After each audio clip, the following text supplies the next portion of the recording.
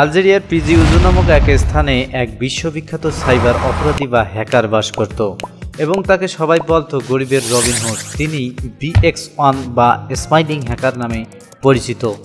বন্ধুরা, তাহলে আপনাদের মনে প্রশ্ন জাগতেই পারে যে কে এই হ্যাকার, কী বা তার নাম। আপনারা যদি এই হ্যাকার সম্পর্কে জানতে চান তাহলে আমাদের সাথেই থাকুন। আর এই হ্যাকারের নাম হামজা বিন এলাস। কিন্তু সে একজন সাইবার অপরাধী হলেও তার হ্যাকিং এর কারণে যুক্তরাষ্ট্রের ইন্টারন্যাশনাল গোয়েন্দা সংস্থা এজেন্সি ইন্টারপোল এবং FBI যেন তাকে 2 থেকে 3 বছর হন্যে হয়ে খুঁজেছিল।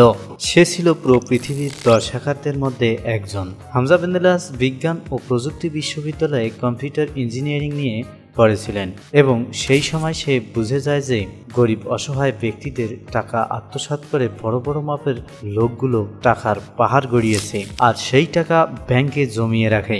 আর এদিকে সেই গরিব অসহায় মানুষগুলো না খেয়ে অনাহারে জীবনযাপন করে। এই অন্যায়ের প্রতিশোধ নিতে সে নেমে পড়ে এক যুদ্ধে, যার নাম সাইবার ক্রাইম। হামজা বিন এলাস পেশায় একজন কম্পিউটার ইঞ্জিনিয়ার এবং হ্যাকার ছিলেন। তার এই অদম্য শক্তি ও যোগ্যতাকে কাজে লাগিয়ে এই যুদ্ধে নেমে পড়ে। হামজা বিন এলাস হ্যাকার হলেও কিন্তু ফিলিস্তিন ও আফ্রিকার গরিব অসহায় মানুষদের কাছে সে ছিল একজন সুপার হিরো। চলুন তার জীবনী সম্পর্কে একটু জানি। যুক্তরাষ্ট্র পৃথিবীর সবচেয়ে শক্তিশালী দেশ, যার কথা শুনলে যে কোনো দেশ কেঁপে উঠে বসে। আর এই ক্ষমতাধর দেশেই হামজা বিন এলাস হ্যাকিংয়ের ঘটনাটি ঘটায়। কিন্তু সে একাই ছিল না, তার সাথে সহযোগী হিসেবে ছিল আলেকজান্ডার আন্দ্রেভিচ প্যানেল। আর এই হামজা তার সহযোগী মিলে তৈরি করে এক ভয়ঙ্কর ভাইরাস সফটওয়্যার, যার নাম SPY-E।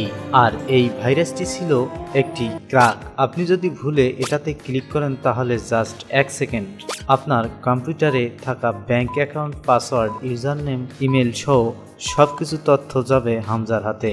ভাবুন তো, আপনার হাতে থাকা মোবাইল ফোনে একটা ইমেল আসলো, আপনি শুধু একটি মাত্র ক্লিক করলেন, যার ফলে আপনার সব ইনফরমেশন হ্যাকারের কাছে পৌঁছে যায় এবং আপনার ব্যাংক অ্যাকাউন্ট হইতে আপনার টাকা উত্তোলন করা হচ্ছে, তা আবার আপনার ফোনে মেসেজ আসতেছে। হামজা ও তার সহযোগী তার এই ভাইরাস লক্ষ লক্ষ কম্পিউটারে ইমেল এর মাধ্যমে পাঠাতো। আর কেউ যখন এটাতে ভুলবশত ক্লিক করত, সে কোনো কিছু বোঝার আগে তার ব্যাংক অ্যাকাউন্ট সহ কম্পিউটারে থাকা সকল তথ্য হামজার হাতে চলে যেত। আর এই হ্যাক করার সময় হামজা তার নিজের অরিজিনাল নাম কখনোই ব্যবহার করত না। হামজা তখন হয়ে যেত আর এক নামধারী ব্যক্তি, যার কারণে তাকে কেউ চিনতে পারত না। কিন্তু সবচেয়ে বড় মজার ব্যাপার হলো, হামজার এই ভাইরাসে আক্রান্ত হয়ে পড়ে প্রায় 6 থেকে 7 কোটির ও বেশি কম্পিউটার। আর এই কম্পিউটারগুলোর বেশিরভাগই ছিল আমেরিকার মতো দেশের।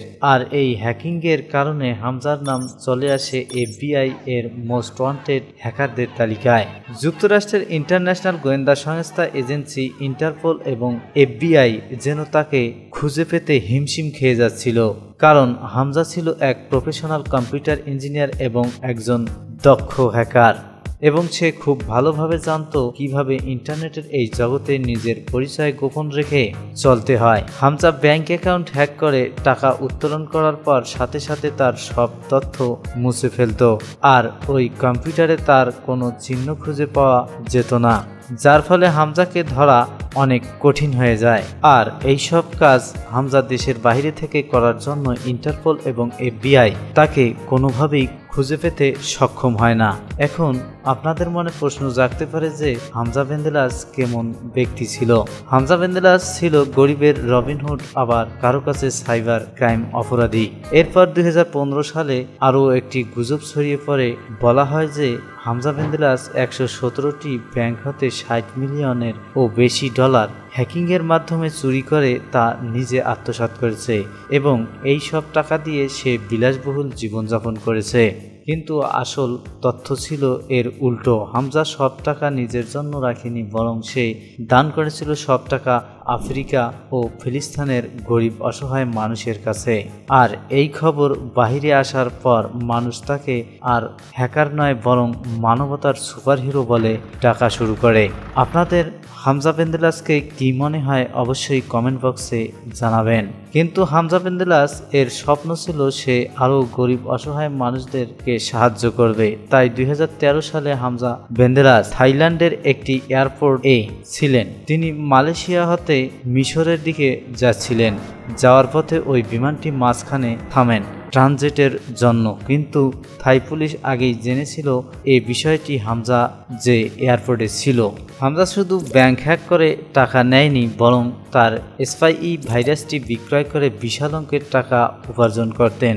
একদিন তার তৈরি করা SPY ভাইরাসটির কপি আমেরিকান আন্ডারকভার পুলিশের কাছে ভুলবশত বিক্রয় করেন, আর সেখানে থেকে প্রথমবারের মতো হামজার গোপন পরিচয় ফাঁস হয়ে যায়। পুলিশ জানতো না যে এই শান্ত মানুষের মুখের আড়ালে লুকিয়ে আছে বিশ্বের সবচেয়ে অদম্য শক্তির হ্যাকার। থাইল্যান্ডের বিমানবন্দরে থাই পুলিশ কোনো রকম হইচই ছাড়া হামজাকে গ্রেপ্তার করে। এখানে মজার ব্যাপার হলো হামজা সে সময় কোনো প্রকার প্রতিরোধ করে নাই, বরং তার মুখে ছিল অন্যরকম এক হাসি, যে হাসি তাকে দুনিয়ার সামনে স্মাইলিং হ্যাকার নামে পরিচিত করে দেয়।